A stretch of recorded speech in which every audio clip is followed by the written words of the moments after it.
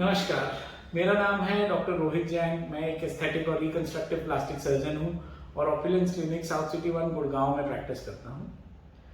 आज हम बात करने वाले हैं हेयर ग्रोथ जो हेयर ट्रांसप्लांट सर्जरी के बाद होती है। बहुत बार पेशेंट हमसे पूछते हैं कि सर हेयर ट्रांसप्लांट सर्जरी के कितने टाइम के बाद हमारे बाल आ जाएंगे, या कई बार ऐसा होता है पेशेंट आते हैं कि 2 महीने बाद हमारी शादी है, क्या हम अभी हेयर ट्रांसप्लांट सर्जरी कराएं। तो इन केसेस में जवाब ये है कि आपको पेशेंस रखनी पड़ेगी। हेयर ट्रांसप्लांट सर्जरी कोई जादू नहीं है, इसमें हेयर ग्रोथ होने में टाइम लगता है। तो आज मैं आपको वही चीजें बताने वाला हूं। जब हम हेयर ट्रांसप्लांट करते हैं तो आपके स्कैल्प में पीछे से फॉलिकल निकाल के आगे लगा देते हैं। ये जो फॉलिकल हैं पहले 10 से 15 दिन तक इनमें नॉर्मल बालों के जैसे ग्रोथ होने लग जाती है। इन्हें देख के यूजुअली पेशेंट्स बहुत खुश हो जाते हैं कि अच्छी ग्रोथ होने लग गई, लेकिन ये एक टेम्परेरी फेज है। इस टाइम तक आपको बहुत ध्यान रखना है, क्योंकि पहले 2 वीक्स तक हमें अपने फॉलिकल्स को बिल्कुल बच्चों की तरह संभाल के रखना है। जो 2 वीक्स के एंड में फॉलिकल्स ठीक बच जाते हैं, फिर उनमें कोई प्रॉब्लम नहीं आती है। यूजुअली 10th डे ऑनवर्ड्स कुछ एक बाल झड़ने लग जाते हैं, लेकिन हम ऑन एन एवरेज बोलते हैं 2 वीक्स टू 2 मंथ्स के बीच में एक शेडिंग फेज आती है। मतलब जब हमारे जो इम्प्लांटेड या ट्रांसप्लांटेड बाल हैं ये एक एक करके झड़ने लग जाते हैं और करीब करीब 60 to 70% बाल झड़ जाते हैं। तो क्या होता है कि 1.5 महीना 2 महीने बाद पेशेंट आते हैं, वो बहुत दुखी होते हैं। वो कहते हैं डॉक्टर साहब क्या हुआ, ये तो बिल्कुल पहले जैसी हालत हो गई, सारे बाल झड़ गए। तो उनको यही समझाते हैं कि इसमें चिंता करने की बात नहीं है, ये एक नॉर्मल फिनोमिना है, ऐसे ही हीलिंग होती है। पहले एक बार बाल झड़ जाते हैं, उसके बाद नीचे से नए बाल आते हैं।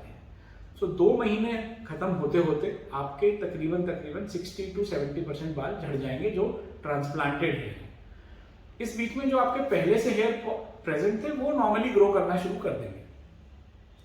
2 महीने से 3 महीने में यूजुअली कोई एक्टिविटी नहीं होती है, नए बाल नहीं उगते हैं, और 3 महीने के बाद फिर धीरे धीरे नए स्प्राउट्स आने लगते हैं और नए बाल आने शुरू हो जाते हैं।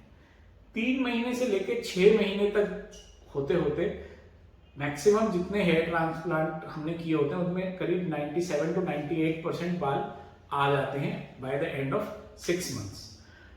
लेकिन अभी भी ये बाल बहुत पतले होते हैं, और अब एक 6 मंथ से लेके 9 महीने तक ये घने होते हैं बाल और थिक होने लगते हैं, और फाइनल रिजल्ट आते आते 12 महीने तक का टाइम लगता है। इस बीच में इंपॉर्टेंट है कि आपको जो भी मेडिकेशंस, जो भी ट्रीटमेंट एडवाइस आपके प्लास्टिक सर्जन दें, आप उसको प्लीज फॉलो करिए, वो बहुत इंपॉर्टेंट है।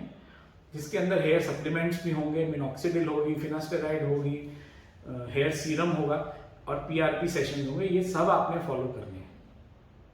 तो मैं पेशेंट को यूजुअली यही समझाता हूँ कि हमारा काम बहुत हद तक खत्म हो जाता है जब हम हेयर ट्रांसप्लांट कर देते हैं उसके बाद, लेकिन उसके बाद पेशेंट की जिम्मेदारी है अपने बालों को संभाल के रखना।